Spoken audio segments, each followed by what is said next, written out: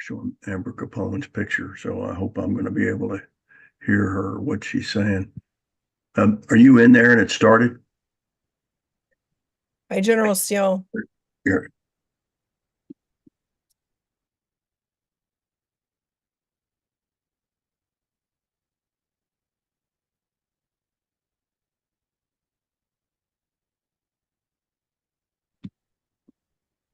Good to see you, Amber. You too.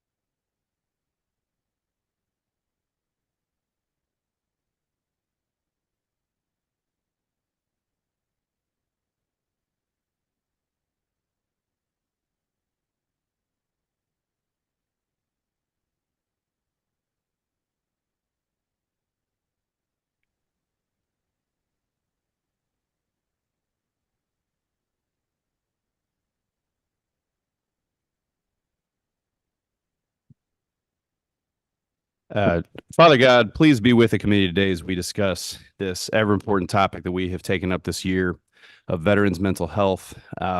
We have some great speakers today who are going to open our perspectives, and that is what we always rely on you for, to grant us the wisdom, courage, understanding to adopt the perspectives we need to serve the people that we're here to protect.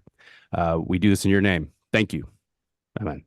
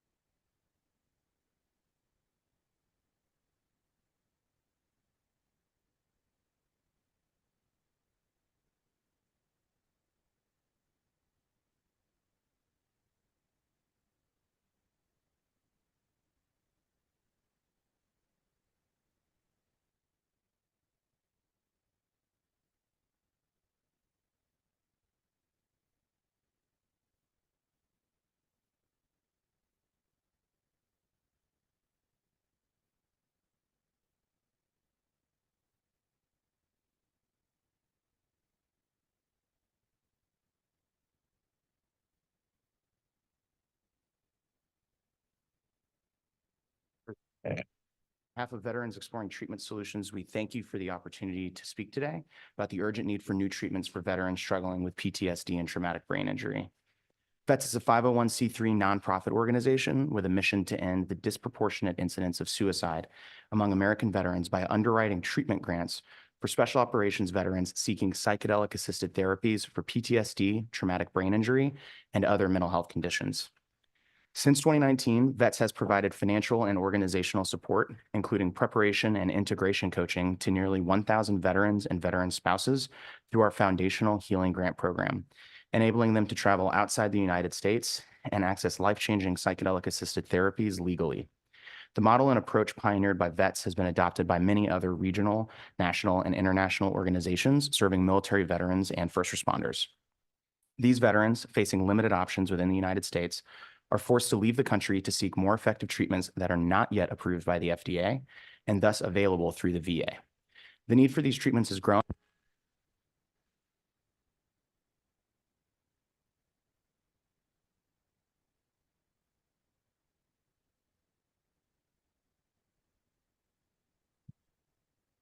Percent of global war on terrorism veterans are known to suffer from PTSD.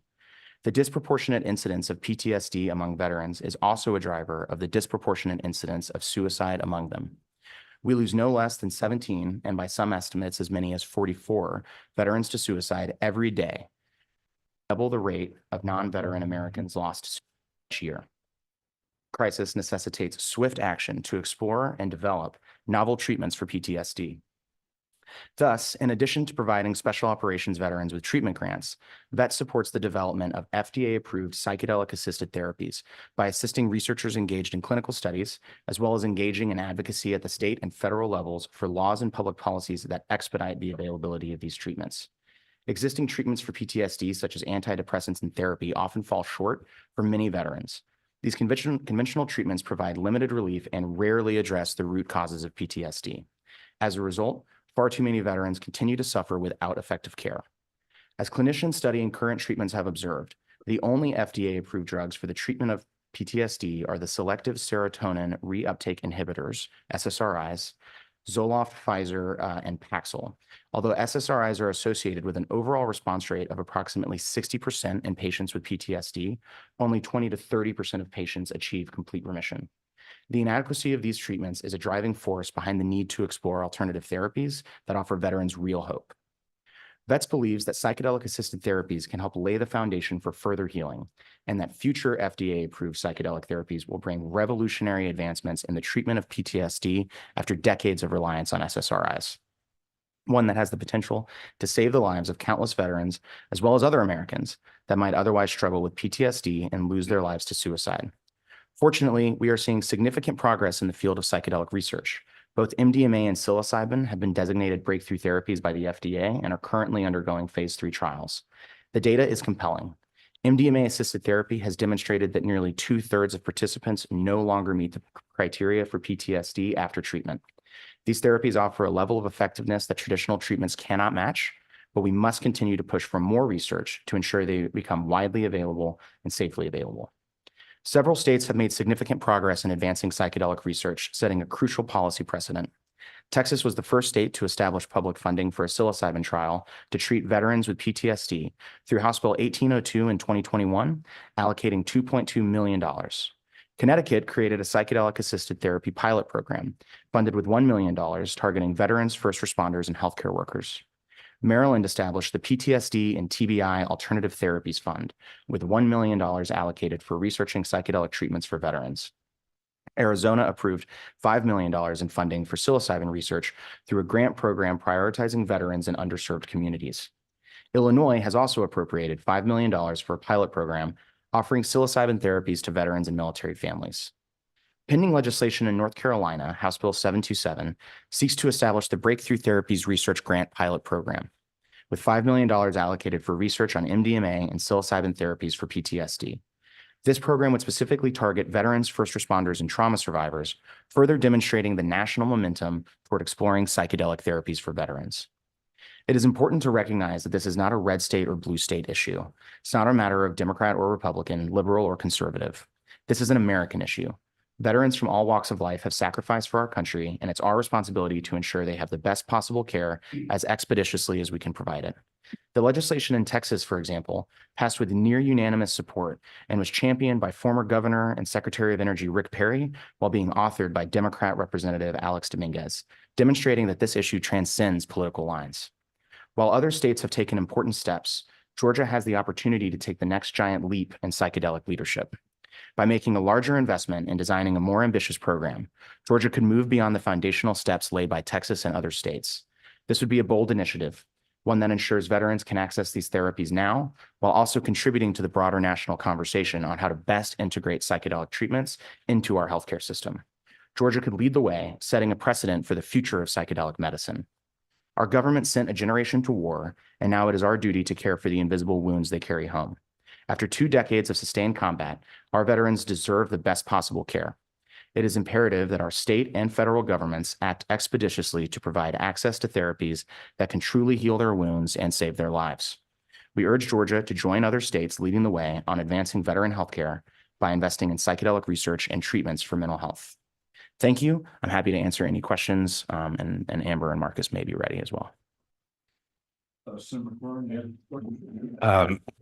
Mr. Chairman. Yeah, I would love to have a quick conversation with Mr. Davidson, but I do want to defer if Amber or Marcus is ready. Would love for them to tell their story. We're ready. All right. Yeah, no, because I think that there's a lot of narrative that I think will help flesh out some of the technical points. So thank you very much for being here. Thank you. So I just invite him to the conversation, Amber and Marcus Capone. Yes, thank you. Hello, all. Thank you, Chairman Payne, committee members. I hope everyone can hear me. Amber and I are out in San Diego. It's good to see everybody. Lieutenant General Steele, Brett Waters, Dr. Averill, and Logan. Thanks for that opening. So I'm Marcus Capone. I am the co-founder, chairman of VETS, Veterans Exploring Treatment Solutions. We're a 501c3 organization dedicated to ending veteran suicide through the safe clinical use of psychedelic therapies. I served 13 years in special operations as a U.S. Navy SEAL with multiple combat tours to both Iraq and Afghanistan. I served the majority of my time operationally with SEAL Team 6. I was a lead breacher. I was an interrogator. I have 2 graduate degrees, an MBA. I have a VC-backed software company to expand affordable access to mental health care. This is our life. I'm proud to serve this nation. There's nothing that I would change about my service.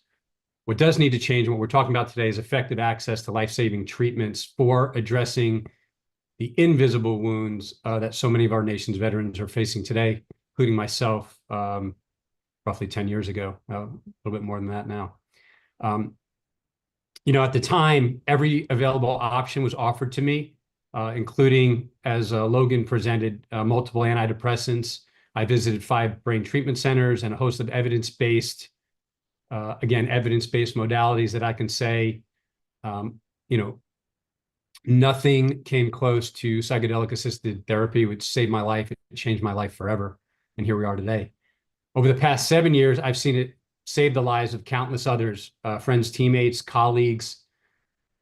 I've seen it work for strangers. I've seen it work for business executives. I've seen it work for veterans with multiple recent suicide attempts, many, who are now living productive and thriving lives. Despite promising research in the 50s and 60s, these substances, they were banned and research was halted with the introduction of the Controlled Substances Act of 1970. Only now is the promise of PAT or psychedelic-assisted therapy reemerging. And this could be the next major breakthrough in mental health care, which I do believe it is. Administered in a clinical setting and under proper medical supervision, these therapies will not only save veteran lives, but it could save and impact American lives across our entire country. As a nation, we've become numb to the number of roughly, we've mentioned earlier, 20 suicides a day. There are other studies that are over double that, which is not good, and it's unsat. This is absolutely unacceptable, and no one deserves or needs these interventions more than our nation's veterans.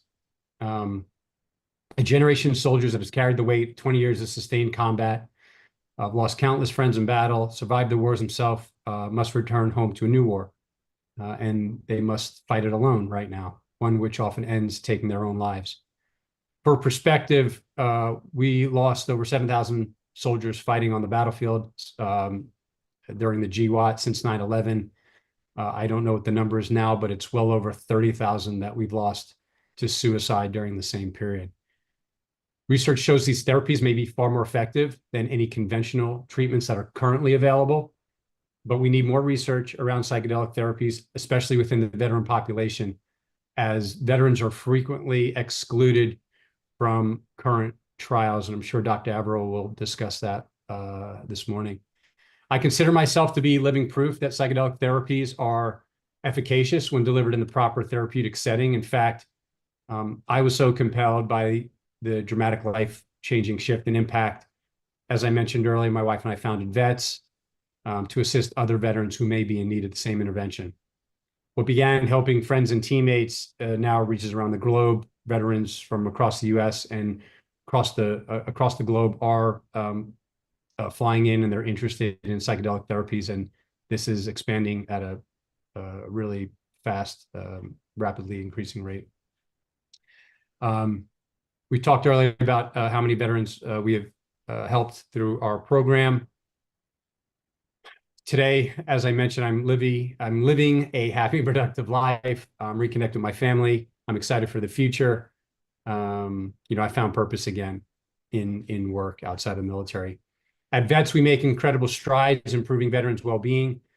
I attribute this complete turnaround to psychedelic therapy. My treatment outside the borders of the U.S., in a country where it was legal, ironically on Veterans Day in 2017. So on behalf of veterans who may be running out of hope, running out of time, I'd like to thank you for considering this important initiative. It's critically important. We hope your efforts will educate other members of legislature about the important research that can be done in Georgia and the acute need to expand access to these life-saving therapies. We look forward to working with you more and help you in the effort to bring these effective treatment options to those in need. And our mission is to end veteran suicide, and together we can do that. Thank you. Thank you. Did you have something new about that, Amber? Sure. First of all, thank you so much. It's an honor to present to you today. My name is Amber Capone. I'm the wife of Marcus. As he mentioned, he did 7 tours of duty to both Afghanistan and Iraq, and we are the co-founders of veteran nonprofit VETS, which is an acronym for Veterans Exploring Treatment Solutions. We are a charitable organization dedicated to ending the veteran suicide epidemic in a way that is very much in alignment with our Navy SEAL community. Unconventional. It was an honor to support Marcus throughout his multiple combat deployments in the global war on terror, and we are some of the lucky ones to have survived the wars, despite our marriage and family hanging on by a thread in the period of time following Marcus's service. What no one prepared us for, however, is the new war that we would be facing, the same war that so many military and veteran families are waging right now, today, as we speak. The battle for access to meaningful health care and the unrelenting fight against veteran suicide. There was no one fighting alongside us in this new battle, no reinforcements available to call in, which is why we were forced to take a leap of faith in 2017 when I arranged for Marcus to travel abroad to access a treatment that undoubtedly saved his life, psychedelic-assisted therapy outside the borders of the United States. After several years and a multitude of failed healing attempts, the relief provided by just one treatment was utterly remarkable and thoroughly unbelievable. We were immediately convicted to pay this healing forward, and to date, we've assisted nearly 1,000 other veterans in receiving the same critical lifeline. The consistent real-world evidence that we've seen since the founding of VETS is unprecedented, and a recent neuroimaging study that we completed in collaboration with Stanford University further solidifies the potential impact of psychedelic therapies within the veteran and military communities. for a generation of American soldier, many of whom have spent their entire adult lives on a battlefield. We owe a debt of gratitude that simply is not being paid with the healthcare options that are currently available and being offered to them.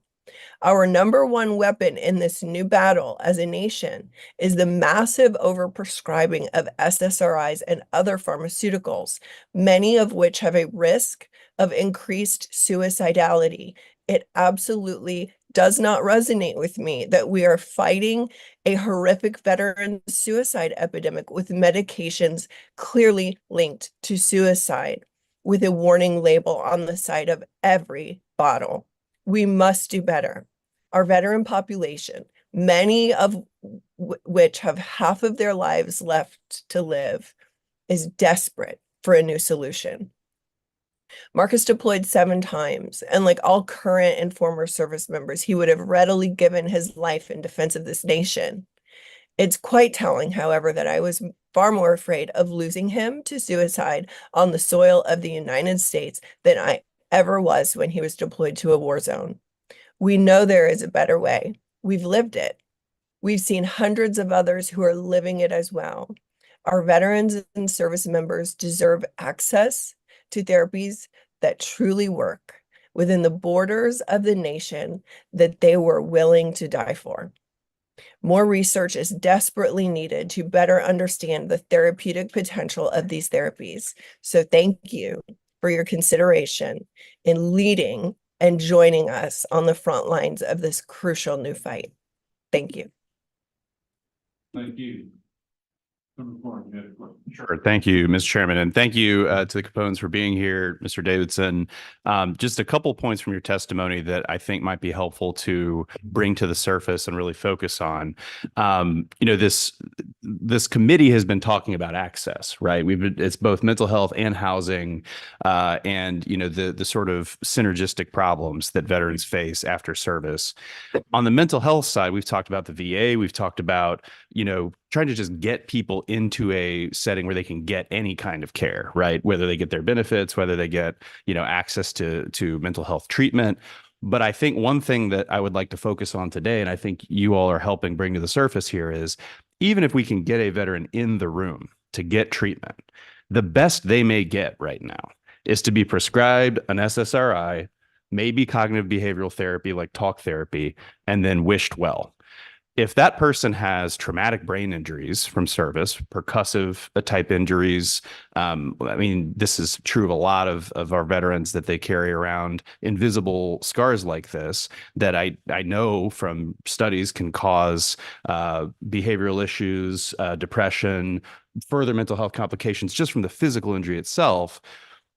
As Ms. Capone said, the SSRIs and the talk therapy are not going to get us past some of these mechanical problems. So what I would love for y'all to do is I think, Mr. Davidson, you mentioned there was at least a study in which 2/3 of people who got this therapy were subclinical, just to emphasize how crazy that is. You're talking about, this is not SSRIs, pharmaceuticals that help with the problem or maybe even hurt. This is the treatment in one setting. One time the treatment happens and people no longer have the clinical markers of PTSD after, is what I understand subclinical to be. Is that right? That is correct. Yes, sir. And what VETS does, just to sum it up, is fly veterans outside the country charitably to get treatment that's illegal in the United States. That's correct? That is correct. Okay. So, I think, just to kind of simplify the conversation as we move through the rest of the committee hearing, we've got this hard evidence that this stuff works for some people, for a lot of people. And we have an obvious history, a decades-long history of, drug war, cultural issues in the United States that make the public uncertain or question, what this is. I take what you guys are asking for is just, let's keep asking questions, let's research, let's figure out how we can close the gap here to make sure that if this stuff really works as well as we have the testimony that it does, that we can get the right answers about how to integrate this into our mental health care system. Is that basically the point? Yes, sir. Yeah, that's absolutely the point. In addition to research providing clinical trials and the opportunity for veterans to receive care now, research also allows us to better understand these medicines. So you referenced the MDMA-assisted therapy trials, which is the combination of MDMA with therapy, right? Bringing them together. And that's where we saw that 66% subclinical population after the first treatment. It actually can get all the way up into the high 80%. But once MDMA is approved for PTSD, then we will have another long gap before we have another effective PTSD treatment approved. That's why Texas decided to invest in a clinical trial for the use of psilocybin to treat PTSD.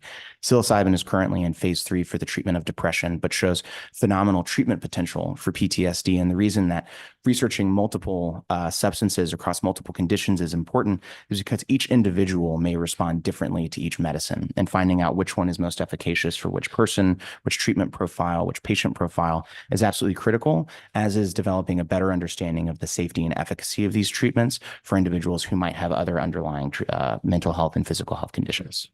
Last question, Mr. Capone, and really for either of you, I know you spoke very briefly, and the other thing I want to acknowledge, y'all have told your story so many times that I can imagine how tiring it is to keep going back to the same place. But I mean, for the benefit of the committee, can you talk about just what it was like to find something that might actually work? Because I know when I have friends outside of the veterans context who have struggled with depression, mental health issues, and it feels like this wall that you just can't get around and you don't know what you're going to do, right? Which I think why we have the suicide problem we have. Can you talk about what it's meant a little more for you and the community that you've served when they realize that there's something that actually can be done? For me, it was a lifeline. There's a lot of issues here. I mean, 80% of all prescription meds are prescribed by your primary care physician. Primary care physician is not a mental health expert, definitely not a neurologist, or most of the time they're not even taking pictures of the brain before they start handing out drugs to, so many individuals that are coming back from overseas. So there's a problem. There's a problem right there that we need to fix. But just opening up access, the individuals that we see, I mean, I think, and I'm going to quote this because I heard this number 2 weeks ago. Our waiting list right now is over 205 for individuals that are seeking treatment. We could only accept maybe 1 out of 10 because of access, affordability, and just vetted clinics and retreats that do this type of work around the world, around the globe. But these individuals, very difficult to adjust back to life when you've been at a tier 1, counterterrorism unit for 20 years. And, a few antidepressants are not going to help you, along with some talk therapy, maybe some EMDR for PTSD, but the dropout rate of that is so high. We just have to figure out novel solutions. And all we're asking here is for affordable access inside the borders of the United States, clinically guided by individuals who understand, doctors who know how to treat individuals that are struggling with many of the symptoms that I had. And we had this overlap, right, of traumatic brain injury and PTSD. The symptoms are very similar. So it's very difficult to diagnose. Even some of the best doctors are having trouble. So we just need to open our aperture a little bit and realize that there are many, many different treatment protocols out there that we need to have access to. And we need to have it now. The longer we wait, the more individuals are going to struggle. And it's not just the individuals, it's, in our case, it was our family.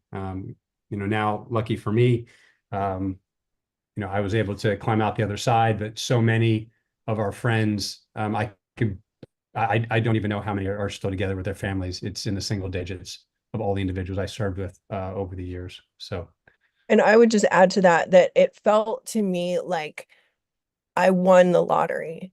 It felt to me like there is hope. There is a future for you because, you survive the war deployments, and we have lost so many friends. So many of my friends are widows, and you think you're one of the lucky ones to make it through the war. And then, you feel like that was all,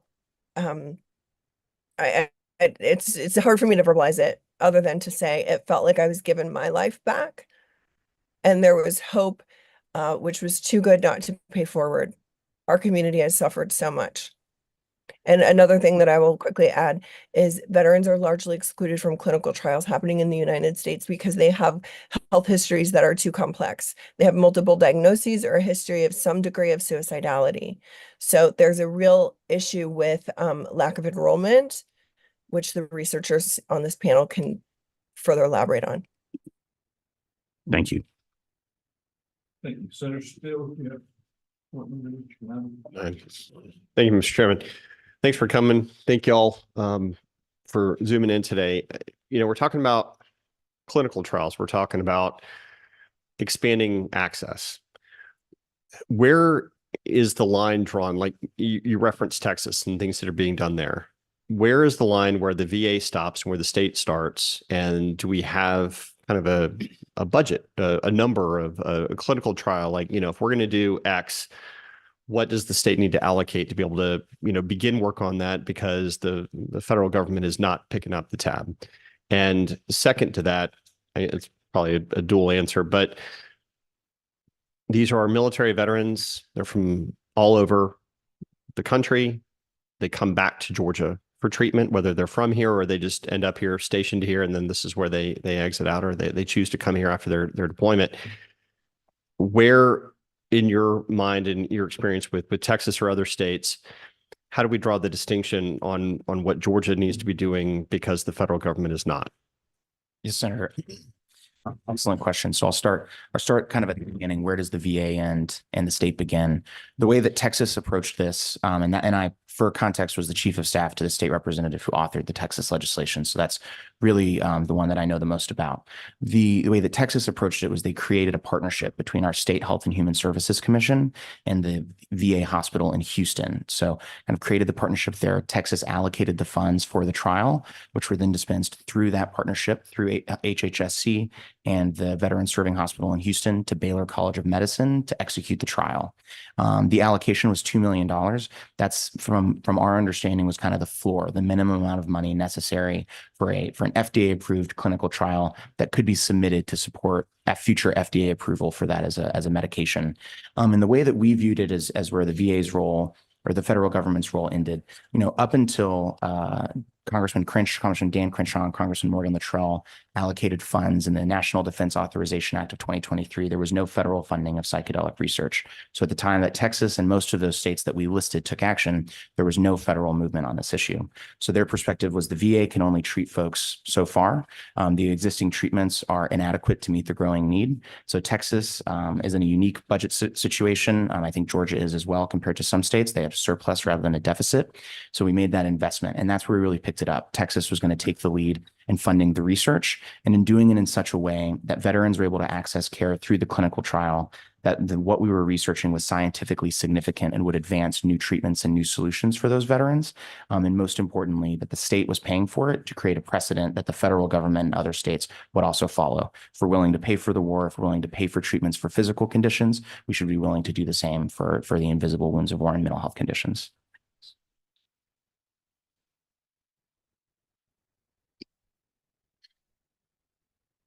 Any other questions from the committee? Well, thank you for both of you. I did have from one that just Marcus, just thank you for your service, sir, and tremendously. And I just, well, that's something I have been saying since the very beginning. And to quote you today, quote, "I found purpose again," unquote. And that's what we're really talking about, is just, you know, these men and women that come home, is just reestablishing them with their purpose in life to serve. And, you know, that's the one thing that's the hardest pill to swallow, is when you lose that sense of purpose. And so we're just thankful that you found yours again, and thank you for being here today. Yeah, thank you for giving the opportunity to speak and allow us to present what we feel can change and save many lives. So thank you. Sure. And if I could, Logan, get from you, I would like, you mentioned, you know, the North Carolina House bill. Mhm. Could you give us a list of those bills, or do we have that in there? You have it in that deck that we submitted, each of the five pieces of legislation that have been approved, and then the pending legislation, House Bill 727 in North Carolina. Okay, so that way we can kind of look at those and see as we're going forward to see, at least start looking at the language of what they did. Yes, sir. Absolutely. And I can follow up and send, more in-depth materials on each of those. Okay, I certainly appreciate that. Yes, sir. Thank you very much. Well, thank you. And next we will have reasons for hope.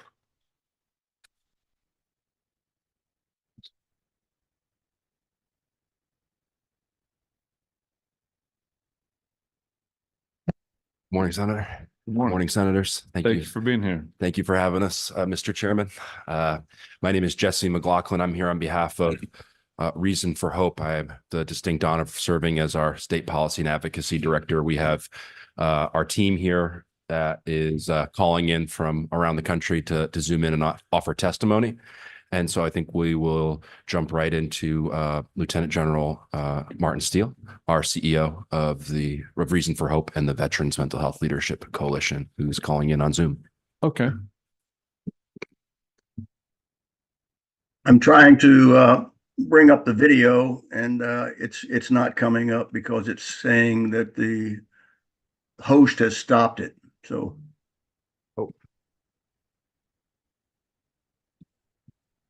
Well, I mean,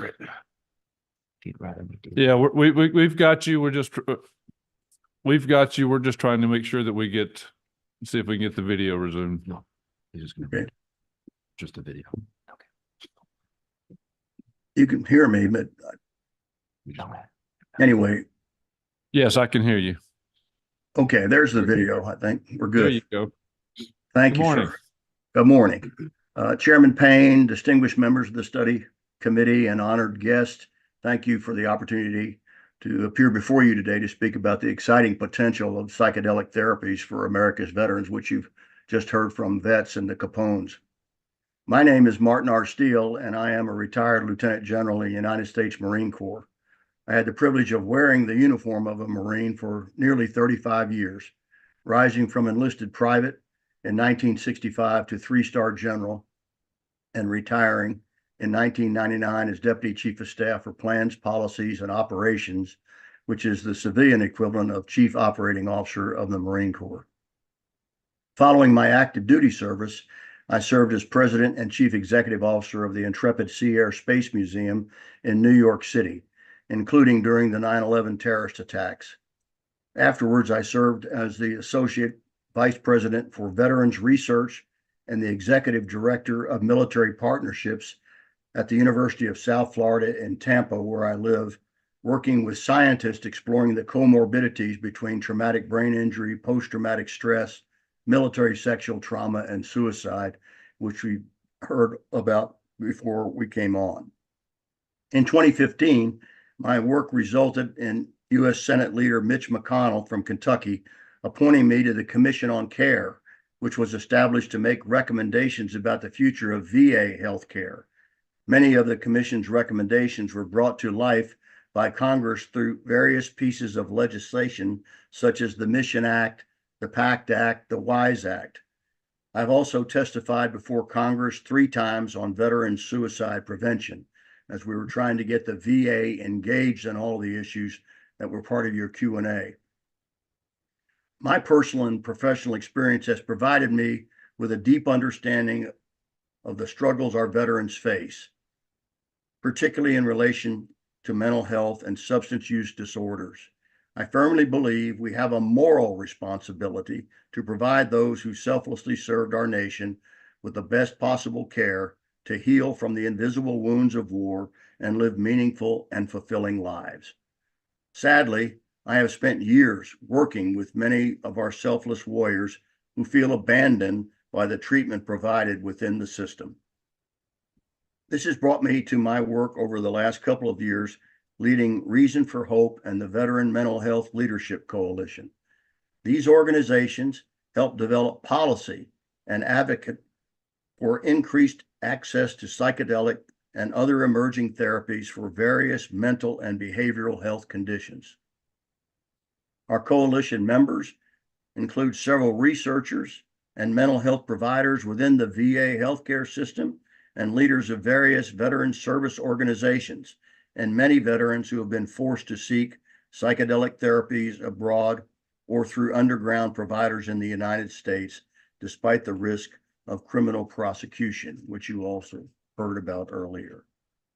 While additional research will always be needed, the growing body of evidence suggests that these psychedelic therapies can provide rapid, robust, and durable healing for a variety of mental health conditions. I've been fortunate to work alongside so many veterans who attribute these therapies to not only saving their lives, but also to instilling what you all discussed, a renewed sense of purpose, meaning, and a connection to themselves, their families, and their communities.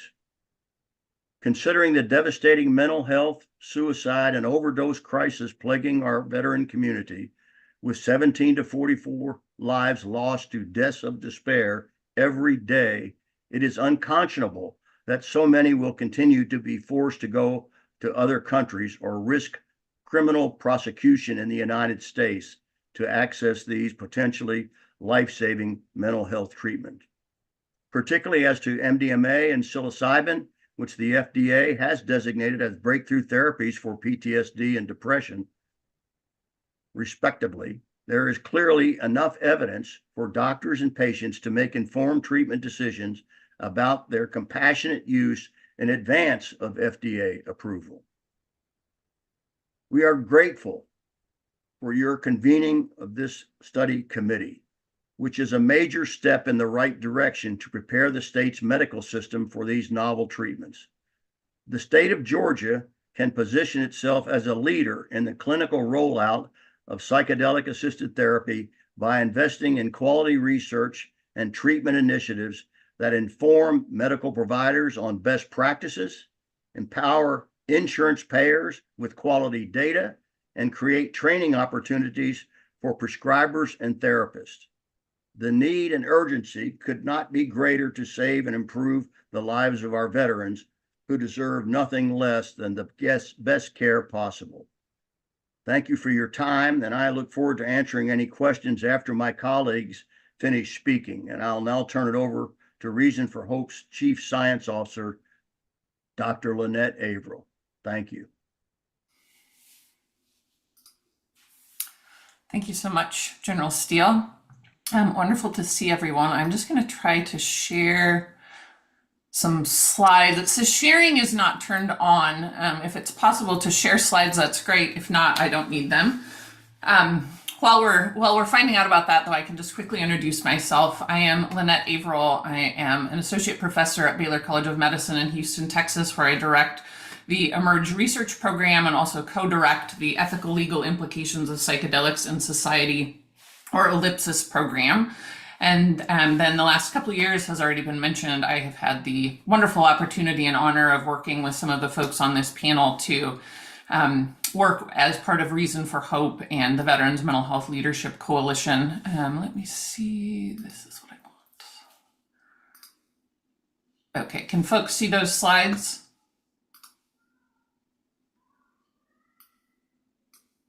Yes, no? I believe we're getting there. Hold on a second. Okay.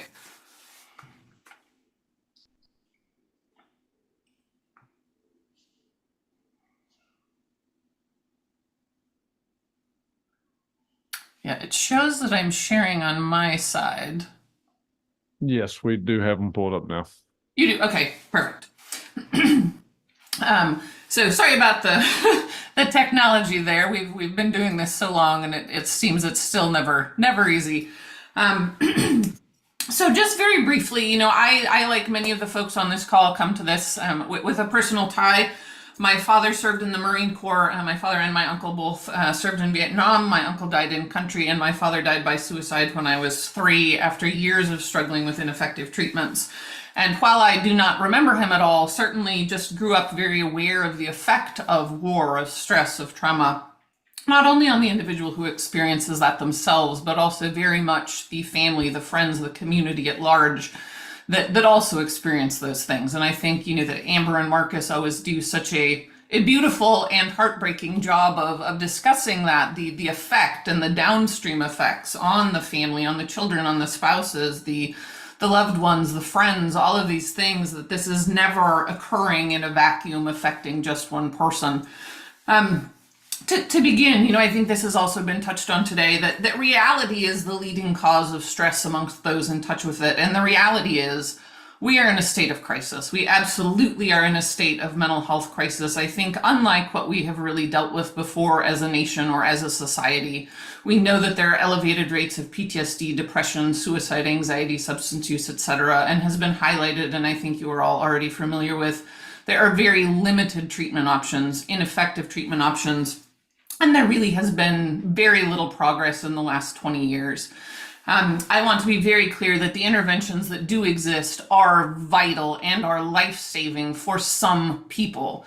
The challenge is that even with optimal delivery, for many people, they are very slow acting. When we think about SSRIs, for example, the frontline pharmacologic intervention, for most individuals, that is weeks to months before there's enough buildup in the system that people actually start to feel a significant shift in symptoms. With talk therapy as well, you're not going to go see a therapist just for a session or two, especially the trauma-focused therapies, and immediately start feeling better. Both the SSRIs and the trauma-focused talk therapies have very high rates of non-response or limited response, where some symptoms may shift, but many don't. There are very distressing side effect profiles. Certainly the SSRIs, the primary side effects that most all people experience, even those who do have a very robust positive experience, include cognitive impairment, memory impairment, significant weight loss or weight gain, emotional numbing, sexual impairment, all of these things. And if you're already feeling down and bad and distressed, to add those things is certainly not going to make you feel better. And we know that with each trial of a new medication that you're not actually getting a compounding benefit. The chances that you're going to find something that really work well for you actually decrease. So something that's been really exciting as a scientist, as a clinician, as a person who knows many folks struggling with these things, is that there has been a paradigm shift within the last 10 years, especially towards psychedelic medicine and sort of this new focus on interventional psychiatry, and really this idea of psychoplastogens. And psychoplastogens just refers to this class of medicines that includes ketamine, includes many of these psychedelics, that have a very rapid and robust action on our synaptic plasticity or our neural plasticity. And really, we don't need to know much about that other than to know that synaptic plasticity is really what I think of as the sort of the foundation of our human experience, if you will. That is the way that our brain talks to itself, that it talks to the rest of the body, that it interprets everything. The way that it interprets our sensory experiences, our thoughts, our hearing, our sight, our sound, our touch, our experience of pain, physically and emotionally. It's how we learn, it's how we have memory, it's how we process everything. And so when there are injuries, I think as one of the committee members very nicely discussed already, there are neural effects. There are effects in the brain when people are exposed to stress and trauma. And those invisible wounds often are more impactful than the ones that are very, very obvious. Very briefly, I will not spend much time at all on this, but there has been significant research that shows these psychoplastogens, drug like ketamine, can really significantly shift. If we look at the left side, you see sort of a baseline synapse in the brain, right? We know that, again, that is the highway system, the communication system of the brain. The middle shows that when someone is exposed to stress, that highway system shrinks down. There are construction projects, bridges go out, things just really are impaired. And then the right side shows that when we administer one of these psychoplastogens, it really rapidly increases. You've got all of that significant growth again. And what that means is opportunity. Every single one of these is an opportunity to reevaluate thoughts, beliefs about ourselves, about others, about the world, about trauma, And we see the same thing actually more robustly in psilocybin. This suggests in a study done by some folks at Yale that in 24 hours, there was a 10% increase in spine size and density. And again, we don't need to be neuroscientists, but if we think about just a highway system, if overnight you had 10% more access, more smoothness, more every single pothole is filled, everything, and then that lasted and sometimes increased for a minimum of a month, that is really significant. That is incredibly significant. This shows again, on the left side shows what happens in the brain when we administer a placebo. And each of these little dots and lines really is just a new connection in the brain, a new path, a new highway, a new bridge that's been put in. And the right side shows what happens with placebo, or excuse me, the right side shows what happens with psilocybin. And again, you can see that that is just dramatically more growth. And I think if we think about every single one of those dots and lines as an opportunity for that individual to make changes, for that individual to shift their perspective, for a mental health professional or a loved one to try and intervene, every single one of those shifts, every single one of those bits of change in synaptic plasticity is an opportunity. I know that we're very tight on time and this has already been discussed. I just want to note again that these interventions are not just a drug only. The therapy piece is incredibly important. And there are so many reasons that that is important, and that these be done in a contained, safe manner. And the research has been incredible. I'm happy to say more about this, but across the board, the research suggests generally that these interventions provide more rapid, more robust, and more durable or long-lasting effects. I'm happy to go through these in further detail if we'd like. There's also evidence that suggests that, again, these are as good or better than any of the top interventions that we have currently. A study compared specifically psilocybin to escitalopram, which is one of the very standard antidepressant medications, and that they were pretty equal in some aspects, and that on other aspects, psilocybin was significantly better. That suggests psilocybin is as good or better than the best we have to offer folks. Results from an MDMA study, again, these were not studies that were intended to be compared, but this is just showing the findings on a primary PTSD measure that shows relative to the best talk therapies we have to offer for trauma. Again, MDMA outperformed those. I had the opportunity to be involved with some research actually funded by vets that looked at some of the outcomes of folks who participated, some of these special operations forces folks.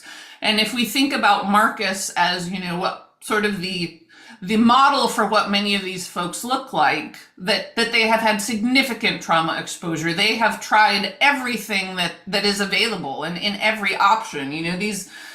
These people are incredibly smart. They are problem solvers. They are going to go and find everything available, and they are not going to give up. Nothing worked. And for many folks, they went and did this intervention as a Hail Mary. And we see transdiagnostically. So that's the other thing. We're not just talking about, PTSD shifted or depression shifted. We see dramatic shifts in PTSD, depression, anxiety, cognitive impairment, suicidality, psychological flexibility, which is that incredibly important part of our cognition that says, maybe there are other options. Maybe I'm not evaluating everything. Maybe things are not quite as I'm viewing them to be. And importantly, I think as the Capones have already mentioned and it was already brought up, it's not just those things. It's not just those symptoms that are shifting. I often say that I think in mental health, we are able to often, not nearly often enough, save lives. And that is an incredible win. And again, an incredible opportunity. And every time we save a life, that's huge. The challenge is often with our currently available interventions, we are saving lives to the point that people feel they can tolerate existence. They are not actively trying to end their life today. And again, that is a win. I do not minimize that. That is a win. That's an opportunity for something to shift for them, for someone to intervene. With these psychedelic interventions and the psychedelic assisted therapy, people are saying these are some of the most meaningful experiences of their lives. I can tell you no one has ever said that about starting Prozac, that they are spiritually significant. Trauma and stress often cause shifts for people with their sense of spirituality, of religion, of divinity in whatever shape or form that may take. That they are, or as was mentioned earlier, significant improvements in a sense of life's meaning and purpose. And those are the pieces that help people to build lives that they truly want to live.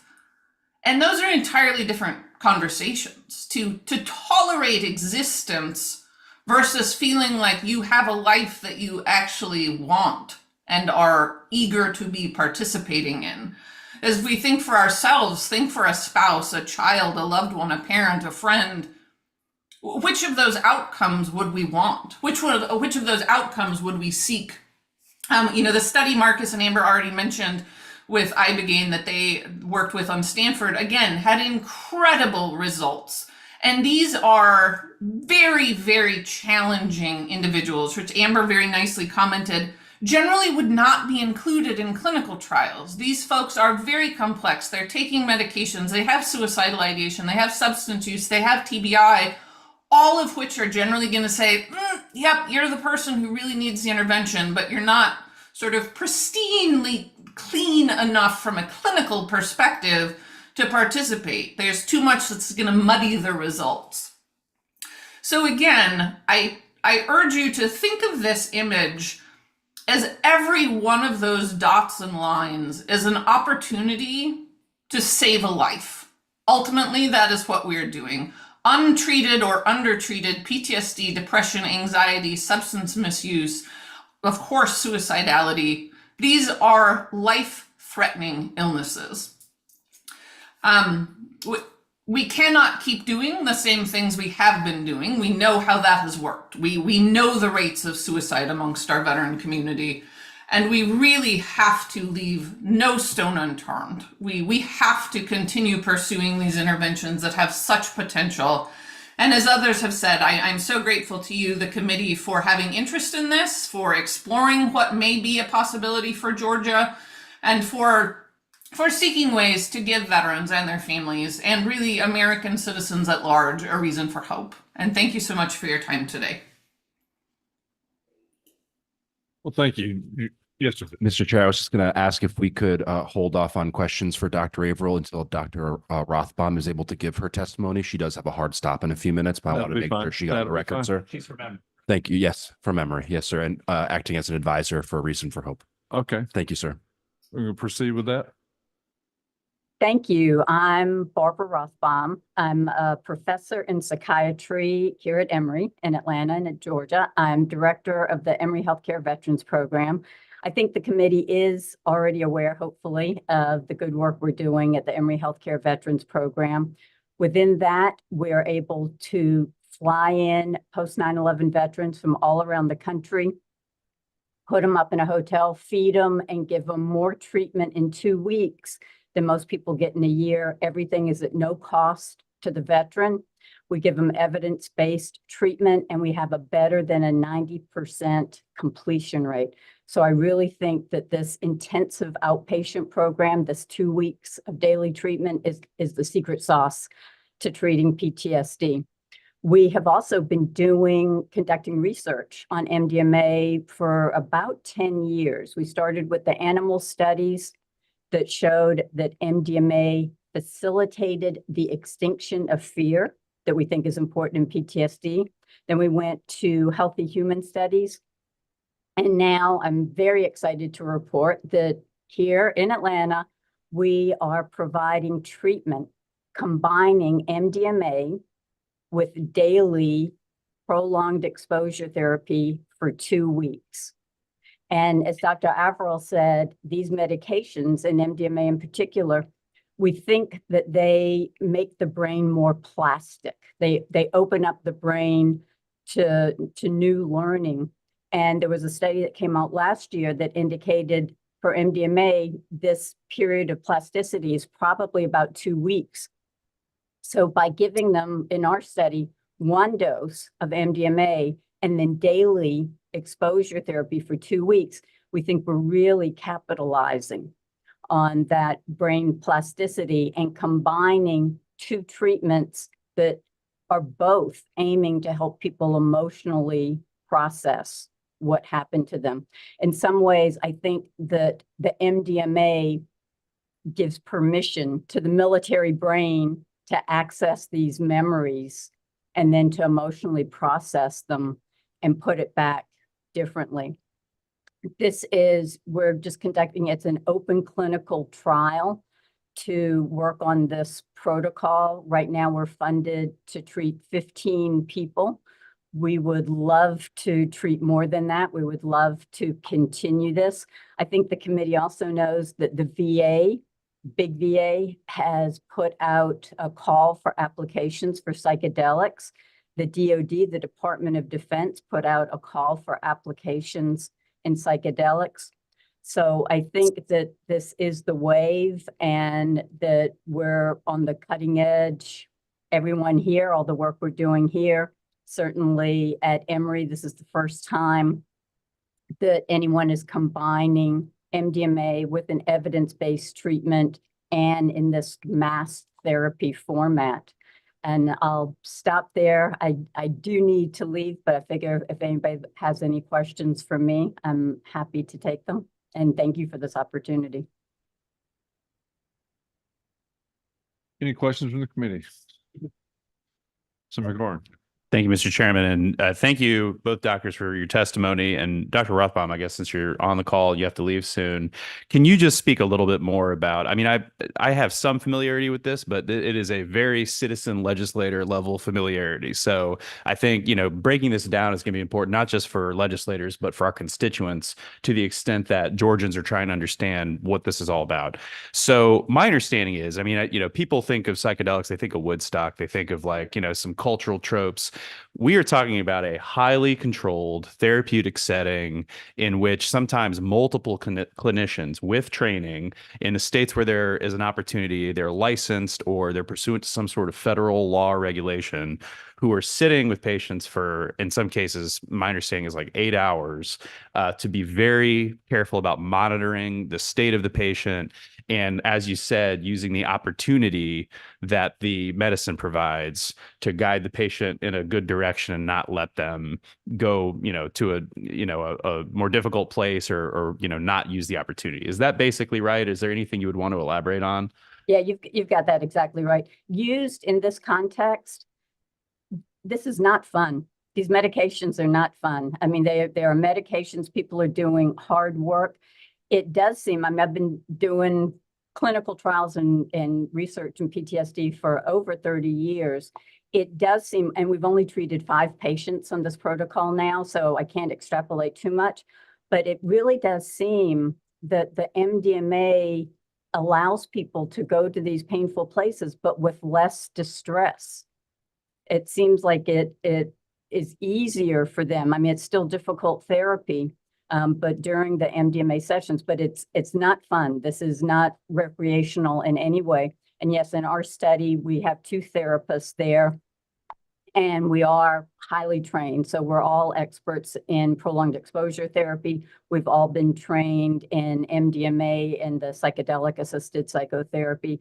It is a clinical trial. It's not illegal what we're doing. It's legal. We have all the compliance approvals, DEA, FDA, Emory's human subjects, everything that we needed, which is part of why it's taken almost 10 years to be able to do this exact study that we've been trying to do for years. And one quick follow-up before we let you go. My understanding is, I mean, based on how this has been explained to me, you can have both a physical impact with the medicine, but also sort of a psychological mental health impact, meaning, my understanding is traumatic brain injuries can affect your psychology very directly, and those are physical injuries. But then there's also this side of things that's more belief oriented, that we could, just as a physical harm can injure us or hold us back, there are also negative attitudes or beliefs that can hold us back. And my understanding is that these medicines potentially can work on both sides of that they can actually change the physical structure to heal a brain, but also sort of, to your point, give somebody an opportunity to free them up to reevaluate negative attitudes and beliefs. Is that also correct? Absolutely. Absolutely. Okay, well, I'm just glad that I'm doing my homework correctly. Nobody's disagreed with me yet. But that's all I've got for you, Dr. Rothbaum. I didn't know if any other committee members had questions. All right, thank you. Any other questions from the senators? If I could just ask for maybe to have Logan, would you like to come back up to this? I just thought to have maybe both of you here and just have kind of, if there's any questions from anybody on the committee, and we just have maybe kind of turn this portion. Normally that we take public question, but there's obviously nobody here from the public to bring questions. So I just thought we'd maybe just start a conversation and turn it into a conversation.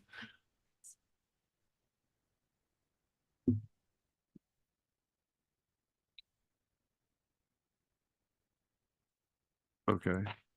So vets, y'all has something more?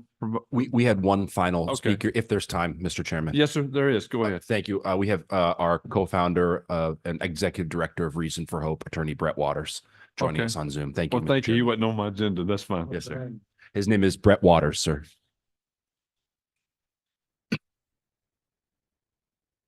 So I have some slides as well that I was planning to run through very quickly if there's a way that I'm able to share those. I'll try to.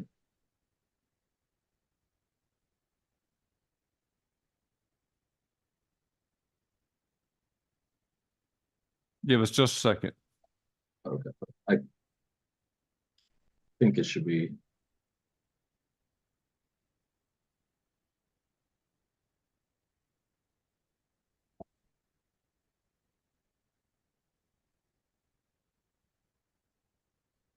So thank you all.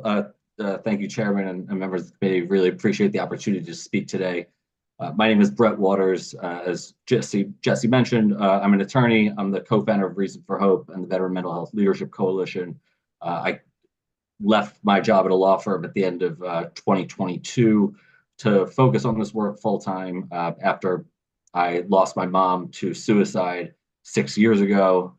Reason for Hope was named in her memory. And I also lost my grandfather, her father, to suicide when I was young. He was a World War II fighter pilot and prisoner of war. And so, the intergenerational trauma that from his experience down to my mom as something that, really led me to dive into this work, to look for more effective treatments for mental health conditions, because as we've heard, there's just so much going on right now that isn't helpful. And just to kind of elaborate on one of the points that's been discussed a couple of times, the evidence-based treatments that we have, particularly the medications, I think a really helpful way to understand like how limited they are between the limited efficacy and the side effects is the fact that most patients in the VA medical system are treated not just with one SSRI, but they're treated through a practice called polypharmacy, usually involving multiple combinations of SSRIs or other drugs to help try to bolster the efficacy or manage the side effects of the initial drugs that are prescribed. And really there's not a whole lot of evidence base supporting any of these particular conversations, any of these particular combinations. And I think that the evidence we already have for some of these psychedelic therapies has already surpassed, this polypharmacy practice that, you have various FDA approved drugs and they can be used off label in combination, but they were never, studied in clinical trials in these combinations in a way that, they're now used in practice with an evidence base that I would say is not as strong as what we're seeing with psychedelic therapies. And, As has been mentioned a couple of times, there are breakthrough therapy designations for MDMA-assisted therapy for PTSD. There are 3 different psilocybin drugs going through the FDA right now that all have breakthrough therapy designations. So this means that the evidence shows that they, have potentially substantial improvement on treating these conditions compared to available therapies. And when you receive that designation, the FDA is, trying to expedite development of these drugs for serious or life-threatening conditions. Unfortunately, MDMA-assisted therapy recently was rejected for approval by the FDA and requested an additional phase 3 trial. I'm happy during the question portion if you want to get into a little bit more of the reasons for that. I think most everyone believes it was certainly everyone here believes it was the wrong decision, and we now expect psilocybin will likely be the first psychedelic therapy approved by around 2027. So this approval is, critical for a variety of reasons that we're going to get into. There's a lot of barriers to access, legal and regulatory barriers to both research and patient access, cost barriers, workforce barriers. The first thing that I just wanted to touch on, as mentioned, yes, all of these, the active ingredients of all of these drugs that are going through the FDA are Schedule 1, with the exception of ketamine, which is FDA approved as an anesthetic. And then there's esketamine that's FDA approved, analog of ketamine that is approved for treatment-resistant depression. But as the MDMA, psilocybin, these are Schedule 1 drugs. That means they have increased barriers to research. It drives up the costs. Dr. Averill just got her Schedule 1 license to do the clinical trial that's funded by the state of Texas. As Dr. Rothbaum mentioned, she's doing this work in Georgia. That Schedule 1 license is really important because it's really burdensome to get it. And so, if the state of Georgia were to allocate funding, go forward with this work, being able to have that licensing already in place is, hugely important in terms of accelerating the timeline of putting potential funding to use. Another major aspect of Schedule 1 that is, incredibly problematic is that patients are blocked from access under the Bipartisan Right to Try Act. So we've, passed Right to Try Acts at both the federal and the state level. Georgia has one, but unfortunately, because Schedule 1 drugs, doctors do not have, a Schedule 1 license to be able to prescribe anything. You can only access these drugs right now through research protocols, and the DEA has not yet been willing to create a pathway for access under the Right to Try Act. It's resulting in, what we believe to be a pretty unconscionable situation where any of these drugs should be allowed under Right to Try once they've completed a phase 1 trial, yet we're forcing patients to either leave the country or, risk criminal prosecution to try to save their own lives. We think this is a pretty unconscionable situation. And then, Schedule 1 also, because it delays everything, drives up costs, it suppressed both public and private funding for these treatments, which slows down the FDA approval and FDA approval process and potential patient access. Another important point on the regulatory front for Georgia to consider, once FDA approval of these drugs does happen, under federal law, within 90 days, they have to be automatically rescheduled through a temporary rulemaking process. About half the states will automatically follow federal law. Georgia is not one of those states. It has to go through another administrative process that's controlled by the Georgia State Board of Pharmacy, and that's another potential access delay that we'd love to see the legislature address. Once these are approved, to kind of address one of the questions we just heard come up, the FDA will have a risk evaluation mitigation strategy that limits access of these approved treatments to specially certified clinics with required measures for safe use, things like ensuring a doctor or psychiatrist is actually on site, that there are a certain number of treatment providers either in the room or available, that these different conditions of safe use may change based on the drug, but overall, it's going to really limit access to tightly controlled settings that are appropriate to be conducting this work. Cost is going to be a major barrier here to access. These are, as was mentioned, really time and resource intensive treatments, potentially 2 providers per patient during the treatment session, like 6 to 8 hours. That's, there's no way to get around these costs. It is going to be expensive, which is why FDA approval is critically important, and insurance coverage. Otherwise, the people who need it most are simply not going to be able to afford it. I mentioned before, esketamine or Spravato is FDA approved. Ketamine is frequently used off-label for depression, but it's usually not covered by insurance because it does not have that FDA approval. So really critical to access. And then the workforce and infrastructure. We already know there's a mental health provider shortage, both inside and outside the VA. And this treatment's going to require specially trained and certified mental health care providers. But ultimately, if we're providing people with more effective treatments that help them to be able to make these changes in their lives, it will hopefully help get people the improvements they need and get them out of the system and free up some of that capacity. There's also, a need to help build up the clinical infrastructure for these specialized clinics that will be appropriate to deliver treatment. And we know as to kind of the separation between the VA and non-VA access, both on the research front and the treatment front, the VA is both just starting to fund research at a handful of sites.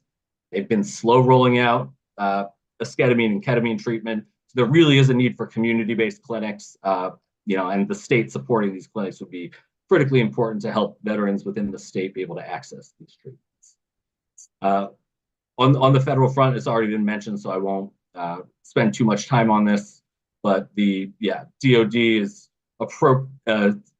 funding clinical research for psychedelic treatments. There's going to be 2 grants awarded for about $4.9 million each. It's good to do a couple of pilot studies, but we need significantly more funding. Likewise, the VA, they've announced requests for applications. It should be making decisions on funding soon, but the limit per site, $1.2 million for 4 years for a single site. Not a lot of funding. There's no dedicated congressional funds, which is why states have really been playing a critical role to step up and help move these treatments forward. These studies will help with our understanding of these treatments, help bring access. They'll help with clinical rollout, once they are FDA approved. But, really public-private partnerships, which the VA just announced they may be open to helping fund another phase 3 trial for MDMA-assisted therapy. That can really help get things over the finish line. And, but yeah, these trials are expensive to get towards FDA approval. But these other smaller studies like Dr. Averill and Dr. Rothbaum are doing are critical for actually implementing these treatments and figuring out the best method of care delivery. So we, really encourage the state to follow suit with some of the other states that my colleague Jesse may speak a little bit more about. But states have stepped up to play a critical role because, helps fund the research, training for healthcare providers, develop more infrastructure, and help save veteran lives within the country so people don't have to keep going abroad to get access to these treatments. So thank you again for your time and look forward to answering any questions. Thanks. Thank you for joining us and thank you for your input. And I just do want to go ahead. We do have some questions. Senator Harbison? Yes, I'm sorry. I wanted to go back, it's sort of the beginning for myself, from my perspective. I was having a problem wrapping my mind around psychedelics, that kind of thing, and the owners, everybody think about, like Woodstock and all that stuff. And then all of a sudden it's used to cure people, reportedly.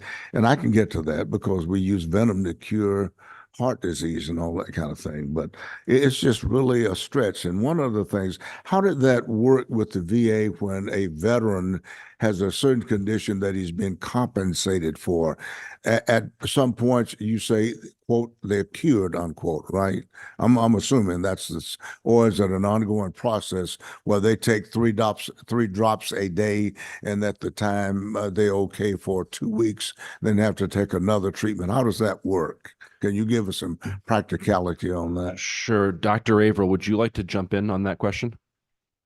Yeah, I would love to. I think it's an excellent question, sir. So a couple of pieces. Certainly, I will first say I in no way am speaking on behalf of the VA or as a representative of the VA. Just giving some thoughts around that.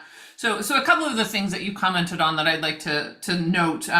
One is that I think, yes, the sort of that 60s and 70s era, early 70s when psychedelics were being used, has, I think, sort of shaded so many people's perception of what those interventions are and what their history is. There are actually, especially things like ibogaine and psilocybin, for example, communities across the world have been using these for millennia, for centuries in mental health practices and healthcare practices and spiritual practices. So these are absolutely nothing new. And I think what happened, around the time of Vietnam, Woodstock, et cetera, is similar to what we're seeing now, honestly, that people were really feeling disconnected. They were feeling traumatized. They were feeling scared. They were feeling, lack of meaning and purpose, et cetera. And that these interventions provided some of that. Certainly people used them in ways that perhaps was not best. Absolutely. I won't argue that was the case. But I think there was research happening in the 50s and 60s as well that parallel to what we're seeing now was very promising. These were being used in therapy and couples therapy and different sorts of things, half a century ago and had very promising effects. But because of the ways that people were using these not therapeutically, more in a recreational style, all of that research really got shut down with the Controlled Substances Act. So now we again are doing this research and seeing, similarly incredibly positive effects across various mental health concerns, which is really exciting. To your question of, what happens, is this, something that you go and do multiple times? Is this a one and done? What does that look like? I suppose, like everything in life, that there's not really a one size fits all. So most of these interventions, certainly the intervention that Barbara discussed, the MDMA intervention, most of the trials with MDMA, for example, have been 2 to 3 doses of MDMA that have been combined with the talk therapy piece, the preparation and integration sessions before and after. The psilocybin research has been very similar, generally 1, 2 to 3 doses. And those interventions within the clinical trials usually are conducted in a pretty brief time frame. I think Dr. Rothbaum said that her study is around 2 weeks of that really intensive care. Most of the time, I'll take the opportunity to say that I'm actually the person who has the incredible privilege of leading the Texas-funded study of psilocybin for veterans with PTSD. And that study, we're doing 2 preparation sessions before dosing, a dosing session, 2 integration sessions, another dose, and then 2 integration sessions. So these are very condensed interventions. I think Dr. Rothbaum also said, something about getting 6 months of therapy in a couple of weeks. A lot of the times when veterans are leaving the country, these are even more condensed. The study that I commented on, this happens over a long weekend, really. 3 to 4 days usually is what people are going to have these interventions. And then it really depends on the person. Sometimes people really do have kind of a one and done experience where they don't really feel that they need anything. They're not going to do another psychedelic intervention. Maybe they're not, taking SSRIs anymore, seeing a therapist, whatever.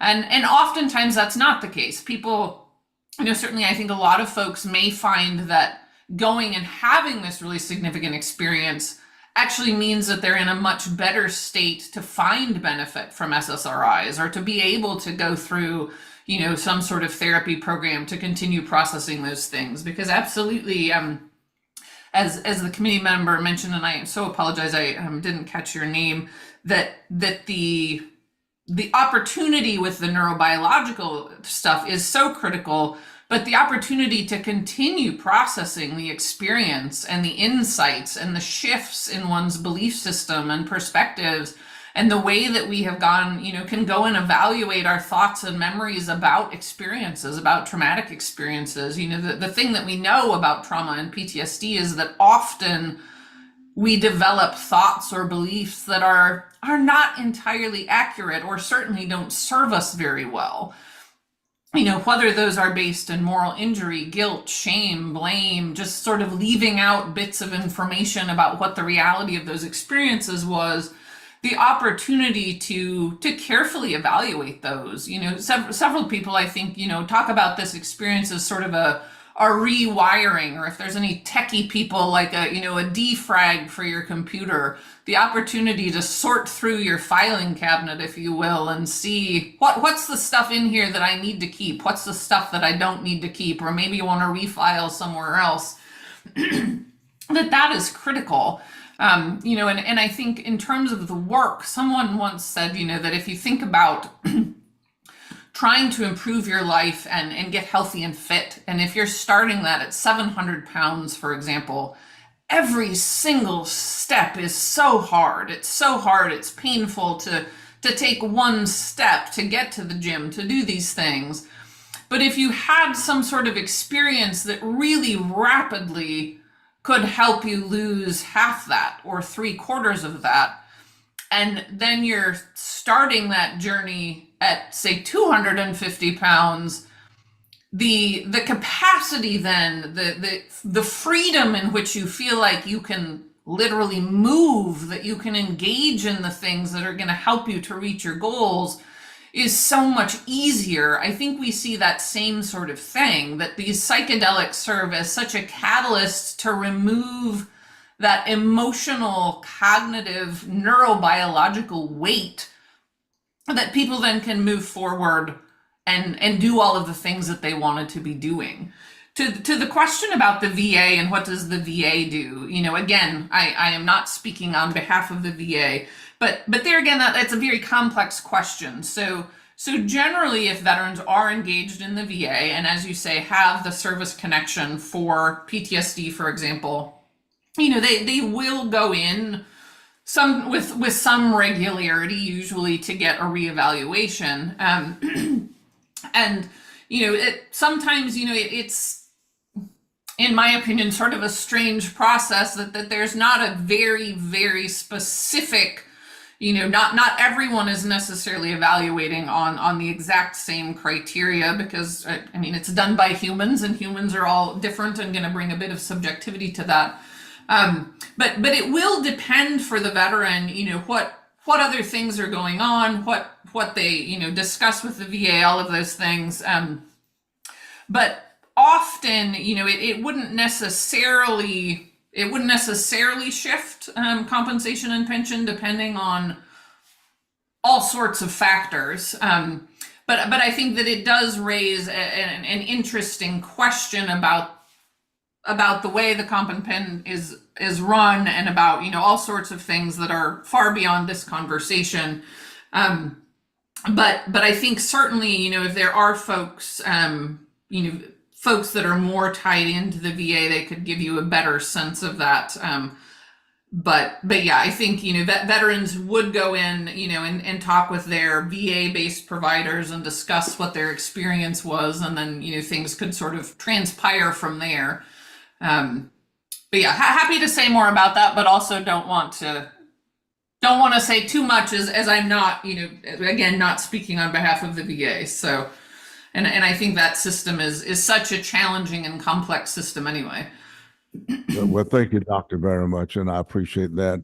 And I was really looking back at the progress A lot of the veterans in Vietnam, when I served with the Marine Corps over there, a lot of the veterans talked about smoking marijuana to relieve the symptoms of glaucoma or something like that, or pain for cancer victims and things like that. So I just want to thank each and every one of you for your service that you're doing in this context, as well as my Marine Simplify Lieutenant General.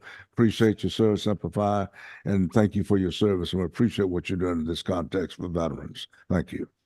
Thank you, Senator Harbison, and Semper Fidelis to you too, and reading about your background. And I don't know, we could have crossed paths somewhere along the way, but thank you. And your question is significant. It's going to be a major issue in regards to the compensation and healing, because I've been involved in that at all levels because of the Commission on Care.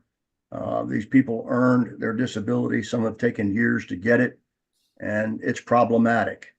If you're healed, are you going to be removed from the compensation that's provided by the Veterans Administration? It's an issue of substance. I'm dealing with all kinds of veterans every day who feel that people don't understand what I went through and what the healing process takes, whether it be employment, but just as you've heard throughout this hearing, just the gift of life and finding self-awareness and self-respect. We don't want to mess that up by having, well, now you're healed and your disability at 100% or 95% or whatever is now going to be taken away. I had a young man I'm dealing with right now. It was taken from 90% down to 10%. And he's pleading with me to get help. And I've got him through a facilitator, and the facilitator came back to me and said, the arbitrary nature of reducing his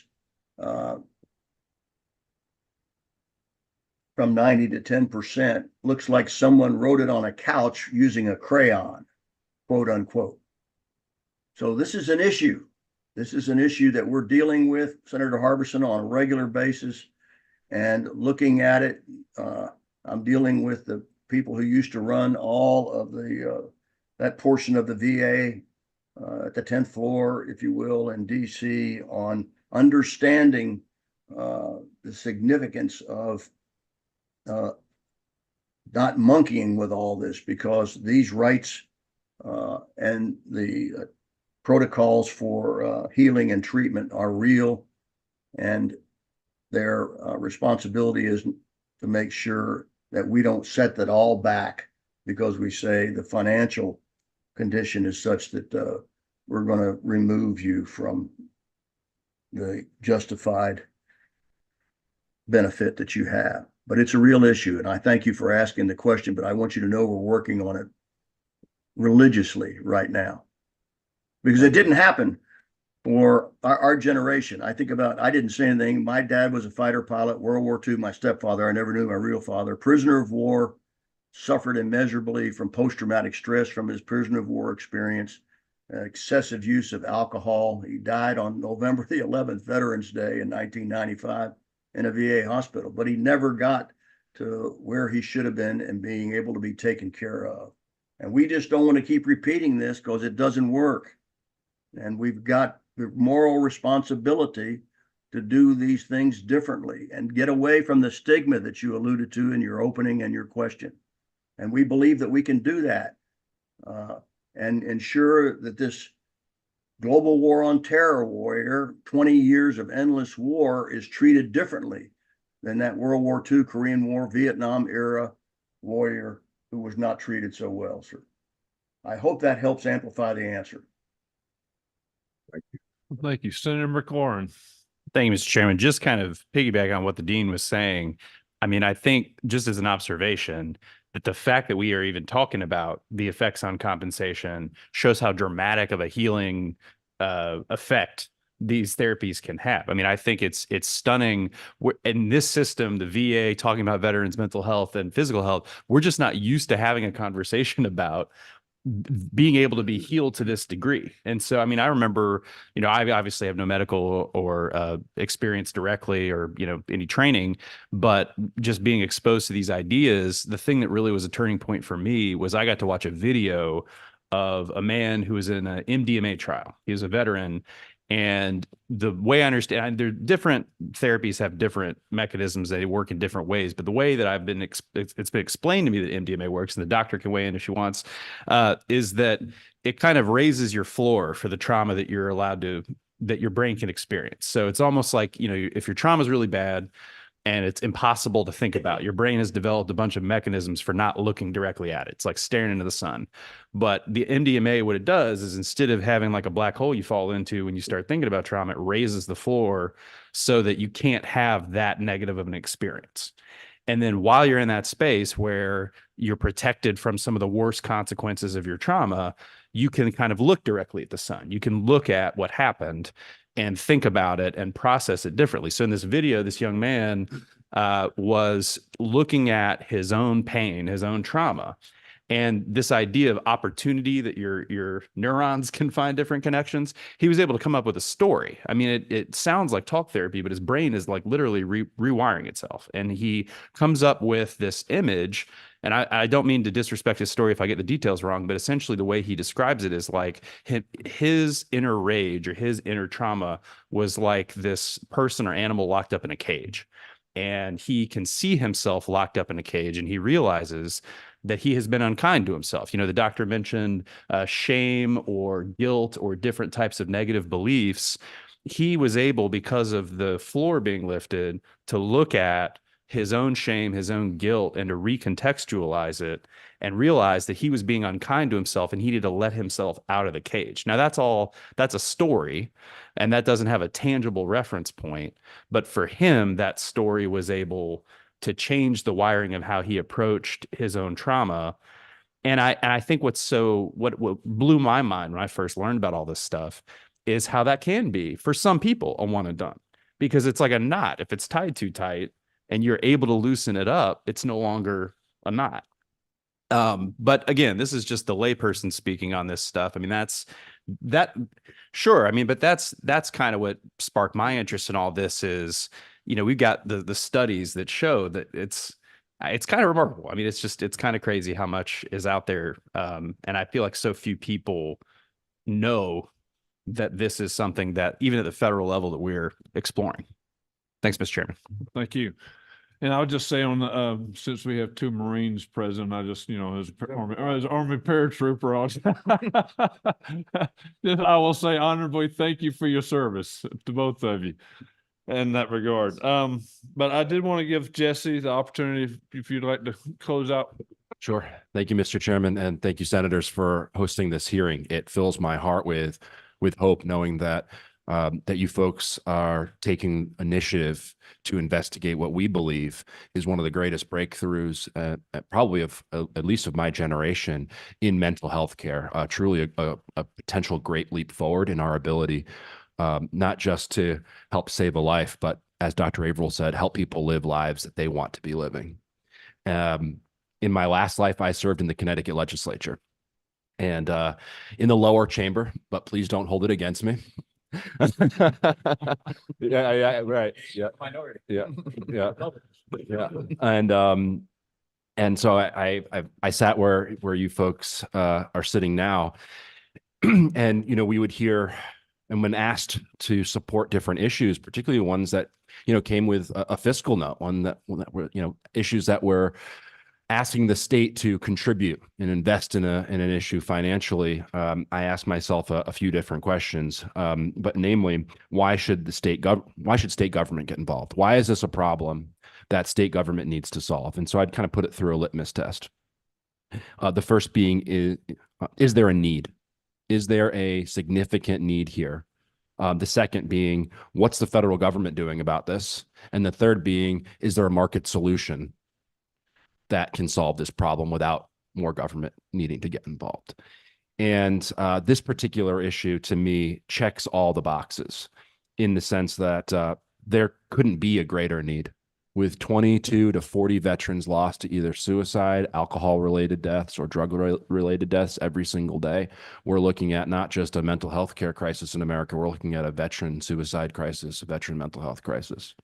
And these are people that deserve all the help that they can get from us in dealing with the repercussions of their service. The second question is, what is the federal government doing about this? And in layman's terms, compared to what the federal government spends on all sorts of things, not much, not doing much. A couple of, encouraging, exciting new developments within the VA and the DoD, but relative to need, they have largely sat on the sidelines thus far.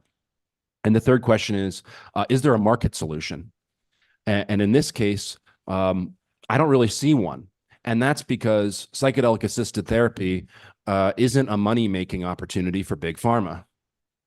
Big Pharma is in the business of take-home medications. Psychedelic assisted therapy is about therapy that happens to be accompanied by a very powerful medicinal addition to the protocol that takes 20 years of therapy and compresses it into a week or two for some patients. So we're talking about a form of care that doesn't scale well and fit within Big Pharma's business model. And so for that reason, this issue represents a public good that state governments need to lead on. We need them to. The veteran community needs state governments to lead on this, and they are. My colleague Logan has already mentioned a number of these states, but I want to just re-highlight a few of them. Texas allocating $2.1 million for the Baylor College of Medicine to conduct a clinical trial of psilocybin and MDMA for veterans. The state of Illinois creating a novel breakthrough therapies for veteran suicide prevention program funded for $6.5 million. State of Maryland, the PTSD and TBI Alternative Therapies Fund, funded for $1 million to fund clinical research and direct patient access for veterans. In Arizona, $3 million allocated for clinical research of naturally cultivated psilocybin. And then on deck here, North Carolina, a Republican-led bill to allocate $5 million of research money for UNC to conduct clinical research of psilocybin. We've got red states, we've got blue states. So this is clearly not a politically divisive issue. This is about medical innovation and medical freedom and coming up with solutions for a population in America that needs all the help they can get from us. And I just want to, in closing, say thank you for hosting this this hearing. Thank you, Senator McLaurin, for your leadership on this issue. Thank you, Mr. Chairman, and our collective team is going to be happy to answer any further questions. All right, Logan, would you like to offer a closing? I don't know that there's much to be added here. I think we've covered the science, we've covered the policy, but what I think is abundantly clear to me, and was abundantly clear in 2021 when Texas started this whole effort, was that we are in a place politically where the federal government fails to lead in a variety of ways. I would struggle to think of an issue that I would give the federal government an A+ on what they're doing these days. But we're also in an era where state governments are clearly taking the lead. And this is an opportunity for states like Georgia to take the lead in a way that really unites people at a time when we're more divided than ever. We mentioned that this legislation was passed in an overwhelming bipartisan manner in Texas, and in every state that it has passed, we have seen a similar level of support, even all the way to the Crenshaw-Luttrell Amendment at the federal level. And so I would just close in saying that, as a former staffer of a state legislator, sitting next to a former state legislator and in front of a panel of state legislators, it's an incredible opportunity for states to lead, and one that I think we should not let pass us by. Thank you. Any other questions from the committee? I would just say, as a matter of business, to remind all the committee members, if the next couple of weeks you could go ahead and get your final reports, submit those to us so we can get those tabulated and all compiled for our final report. And then once we have all those, then we'll schedule our final meeting to come back and pass that out. So thank you, gentlemen, for being here. Thank you for those online. Thank you for being here with us today. Just can't tell you how much, and I like you. I think you'll see the consensus, especially after this committee, after we've been through this summer. So many times we want to just realize, as I said at the very beginning, The VA was created for one reason, to drag feet long enough until people were no longer around to need help. And so, but we see that more and more at the federal level, that, you know, it's not about getting things done. It's about people making names for themselves rather than actually, but we at the state level are actually where the rubber hits the road, when it makes great impact and influencing and advancing lives in our state. So thank you, gentlemen, for being, thank you all for being online. And having no other business for the committee, we will call this meeting adjourned. Thank you all for being here. Thank you, sir. Thank you, sir. Thank you so much for having us. Thank you.